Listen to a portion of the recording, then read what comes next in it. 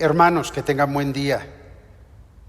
Hoy la iglesia está celebrando, hoy jueves 6, cayó en jueves hoy, el 6 de agosto, la iglesia celebra la fiesta de la transfiguración del Señor. ¿Qué estamos leyendo en el Evangelio hoy, hermanos? Estamos leyendo precisamente este pasaje, el pasaje de la transfiguración, donde vemos el encuentro de Jesús con Elías y Moisés, con Moisés y Elías. Y aquí estamos viendo, hermanos, las tres etapas del plan de salvación de Dios. Moisés, que representa la ley. Elías, el movimiento profético en el pueblo de Israel. Y Jesucristo, que representa la plenitud del mensaje salvífico. Dice la carta a los Hebreos: en los tiempos pasados Dios nos habló de diferentes formas, refiriéndose a Moisés, a los profetas, pero en estos tiempos Dios nos ha hablado a través de su Hijo Jesucristo. Esto nos lleva a recordar las palabras de Jesucristo que nos dicen: yo no vine a abolir la ley ni a los profetas. Yo no vine a abolir la ley ni a los profetas. Vine a darles plenitud. Y la prueba de que todo esto es que en Cristo está llegando a su plenitud el mensaje de la salvación. Lo vemos cuando en ese encuentro los invade una nube densa, y del centro de esa nube se oye una voz que dice: este es mi Hijo bien amado, en quien tengo mis complacencias. A él escúchenlo. Moisés, Elías, Jesucristo. No vine a abolir la ley, no vine a abolir los profetas, sino a darles plenitud. ¿Y dónde vemos la plenitud? ¿En qué consiste la plenitud? Bien, hermanos, podemos pensar en varios aspectos. Uno, recordemos que, por ejemplo, en la antigua ley se dice: ama a tu prójimo y odia a tu enemigo. Jesucristo no se queda con eso, va más adelante, viene a darle plenitud a la ley. Ama a tu prójimo, pero haz oración por el que te persigue. No cometerás adulterio. Y Jesucristo viene a completar la ley. Tan solo con una mirada ya se puede estar cometiendo adulterio en el corazón. Va más allá de lo que pedía la ley. Y así sucesivamente podemos ver otros aspectos de la ley. Amarás a tu prójimo, pero ahora a tu hermano, pero ahora la ley va más allá. ¿Qué nos está pidiendo? Ni siquiera hay que odiar, rechazar o expresarse mal del hermano. Va más allá, completa la ley. No vine a abolir la ley ni los profetas, vine a darles plenitud. Y bien, hermanos, pero ¿a qué nos podemos atener los cristianos? Porque si el pueblo de Israel, con todo y que no era una ley tan plena como la que nos pide Jesucristo, y siempre estuvo fallando, ¿por qué Jesucristo nos pide esa mayor exigencia en la ley del amor al prójimo. Mi mandamiento es este, que se amen los unos a los otros como yo los he amado. Bien, hermanos, pues ¿por qué Jesucristo es más exigente también? Bien, hermanos, recordando el Evangelio de San Juan, nos dice que la ley nos vino por Moisés, pero la verdad y la gracia nos vinieron por Jesucristo. ¿Y qué significa esto de que la ley y la gracia vinieron por Jesucristo? Nos viene a la mente aquellas palabras del profeta donde dice: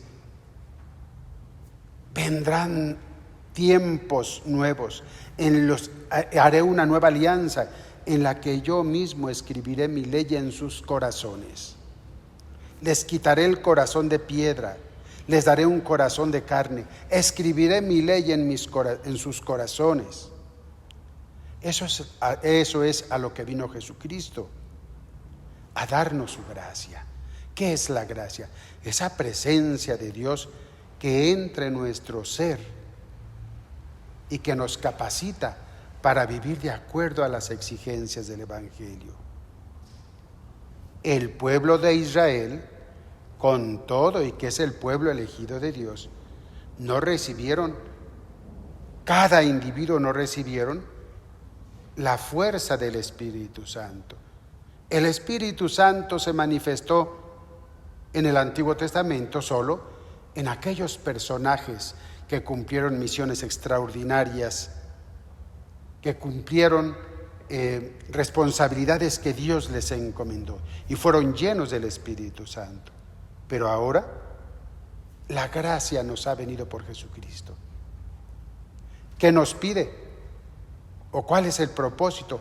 Llenarnos de su gracia, saber sentir que Dios mismo, por nuestra fe en Jesucristo, Él nos da su Santo Espíritu, nos llena, nos revestimos de la fuerza del Espíritu Santo desde el bautismo y después en los demás sacramentos.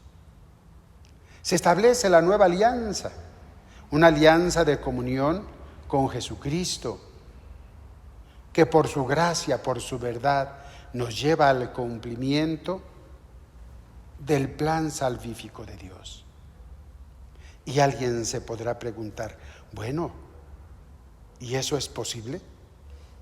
Hermanos, nosotros los católicos, algunas otras ramas del cristianismo también, reconocemos y veneramos a los santos en los que se manifestó de manera extraordinaria la fuerza del Espíritu Santo, la gracia de Dios.